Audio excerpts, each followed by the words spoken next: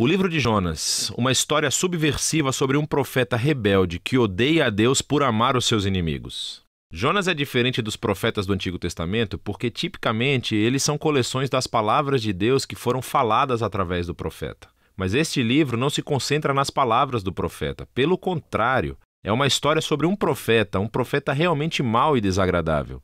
Jonas aparece apenas uma outra vez no Antigo Testamento. É durante o reinado de Jeroboão II, um dos piores reis de Israel. E Jonas profetizou em seu favor, prometendo que venceria uma batalha que recuperaria todo esse território na fronteira norte de Israel. É importante saber que o profeta Amós também confrontou Jeroboão, e através dele, Deus reverteu especificamente a profecia de Jonas, prometendo que Jeroboão perderia todos esses territórios, porque ele era um rei terrível. Então, antes mesmo da história de Jonas começar, suspeitamos do caráter dele. O livro de Jonas tem um belo conceito com todo esse emparelhamento e simetria literária. Então, você tem os capítulos 1 e 3 contando a história do encontro de Jonas com não-israelitas. Primeiro com alguns marinheiros e depois com os inimigos que Jonas odiava, os ninivitas. E cada parte mostra um contraste cômico entre o egoísmo de Jonas e a humildade e arrependimento dos pagãos. Os capítulos 2 e 4 contêm orações de Jonas. Uma é uma oração de arrependimento, e a outra é uma oração onde Jonas ataca a Deus por ele ser muito bom. Agora, esse conceito cuidadoso do livro é acompanhado por um estilo realmente único de narração. A história está cheia de todos esses personagens estereotipados que, ironicamente, fazem exatamente o oposto do que você acha que eles fariam.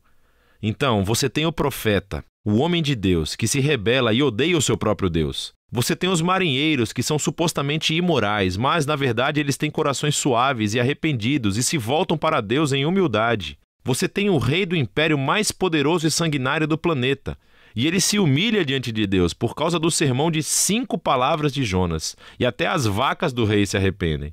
Esse tipo de história se encaixa no que hoje chamaríamos de sátira.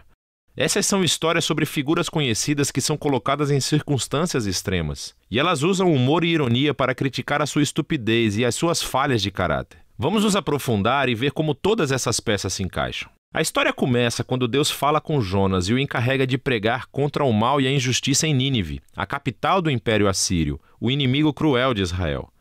Mas, em vez de ir para o leste, para Nínive, Jonas vai na direção oposta, entrando em um navio que vai para tão longe quanto possível, para Tarsis.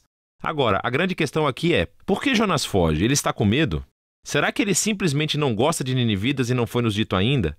Então, o homem de Deus tenta fugir de Deus. E ele embarca em um navio cheio de marinheiros pagãos, e entra no casco do navio e adormece. Então Deus envia uma enorme tempestade para acordar o seu profeta, enquanto, ironicamente, os marinheiros no convés estão bem atentos para tudo o que está acontecendo. E eles conseguem discernir que há um poder divino em ação aqui. Então eles lançam os dados e descobrem que Jonas é o culpado. Então, eles pediram a Jonas que se explicasse. Jonas falou um monte de bobagens religiosas. Ele diz, sim, sou hebreu e adoro o Senhor, o Deus que fez o mar e a terra seca. Esse cara deve estar brincando, não é mesmo? Deus fez o mar e a terra seca e Jonas é burro o suficiente para fugir desse Deus escondendo-se dentro de um barco? E quando os marinheiros perguntaram a Jonas o que eles deveriam fazer, ele diz, podem me matar, certo, me atirem ao mar. O que parece meio nobre no princípio, até que você percebe que isso era, na verdade, uma atitude completamente egoísta. Quer dizer, que melhor maneira de evitar ir a Nínive? Então ele coloca o seu sangue nas mãos de marinheiros inocentes, tentando forçá-los a matá-lo. Eles estão relutantes, é claro, e se arrependem diante de Deus, mesmo quando o atiram ao mar. A tempestade desaparece, e eles acabam temendo o Deus de Israel. E, ao contrário de Jonas, eles realmente adoram a Deus. Mas Deus frustra os planos de Jonas de escapar de Nínive. À medida que Jonas afunda, Deus providencia um túmulo molhado e estranho para ele. O estômago de um peixe grande. Agora, é claro, em circunstâncias normais, isso seria a morte certa. Mas nessa história, tudo está de cabeça para baixo. E assim, a morte submarina de Jonas se torna na sua passagem de volta à vida. Apertado no estômago dessa besta, Jonas profere uma oração, onde ele nunca pede perdão, mas agradece a Deus por não abandoná-lo. E ele promete que obedecerá a Deus daí para diante, não importa o que aconteça. E a resposta de Deus é bastante cômica. A baleia vomita Jonas de volta à terra firme. Então, mais uma vez, Deus manda Jonas ir pregar em Nínive, e Jonas obedece. Dizem-nos que Nínive era uma cidade gigantesca, levaria dias para percorrê-la. Então Jonas chega, e aqui está a sua mensagem. Dentro de 40 dias, Nínive será subvertida. São 5 palavras em hebraico. Seu sermão é bem curto e também estranho. Quer dizer, olha o que ele está falando. Não há menção do que os ninivitas fizeram de errado ou do que deveriam fazer para responder. Não há menção de quem pode destruí-los e, mais notavelmente, não há menção de Deus. O que está acontecendo aqui? Será que Jonas intencionalmente forneceu o mínimo de informação? É como se ele estivesse tentando sabotar a sua própria mensagem ou garantir a destruição de Nínive. Simplesmente não há qualquer esforço por parte de Jonas aqui. Quaisquer que sejam seus motivos, o plano não funciona. Porque tão logo ele profere esse sermão de 5 palavras, o rei de Nínive, toda a cidade, incluindo todas as suas vacas, se arrepende, com tristeza e pesar.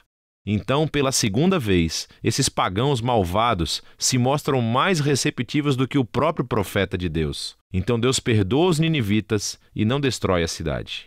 Ora, aqui está a parte brilhante da história. A última palavra do sermão curto de Jonas, subvertido, significa exatamente isso, virado. E pode se referir a uma cidade sendo derrubada ou destruída, como Sodoma ou Gomorra. Mas também pode ser usado para falar de algo que é transformado, como invertido e transformado na direção oposta. E assim, comicamente, as palavras de Jonas se tornam realidade, mas não da maneira que ele pretendia. Nínive foi subvertida quando os inimigos de Jonas se arrependem e encontram a misericórdia de Deus. O capítulo final encaixa todas as peças. Jonas está furioso e profere a sua segunda oração. Primeiro ele diz a Deus por que ele fugiu, lá no capítulo 1. Não foi porque ele estava com medo. Pelo contrário, era porque ele sabia que Deus era muito misericordioso. E isso é ótimo. Jonas realmente cita a própria descrição que Deus faz de si mesmo no livro de Êxodo e a joga na cara de Deus como um insulto. Ele diz que sabia que Deus é compassivo e que encontraria um meio de perdoar esses ninivitas horríveis. Dá para ouvir o desgosto na voz de Jonas.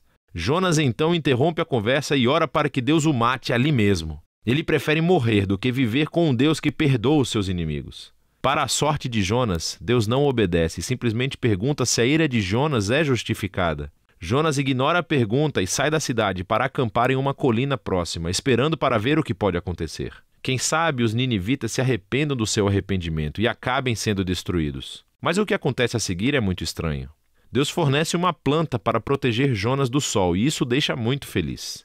Mas Deus envia um pequeno verme para comer a planta, e Jonas perde a sua sombra. E no calor do sol, Jonas novamente pede a Deus para que o mate. Assim Deus pergunta a Jonas novamente se a sua raiva é justificada. E Jonas resmunga: absolutamente, agora me deixe morrer. E essas são as últimas palavras de Jonas na história do livro. As palavras finais de Deus são o que conclui o livro. Ele diz que esse incidente todo com a videira foi uma tentativa de chegar a Jonas, certo? Jonas ficou todo preocupado e sentimental por causa da vida dessa videira, que ele usufrui somente por um dia. E Deus perguntou a Jonas: os humanos não são um pouco mais valiosos do que as videiras?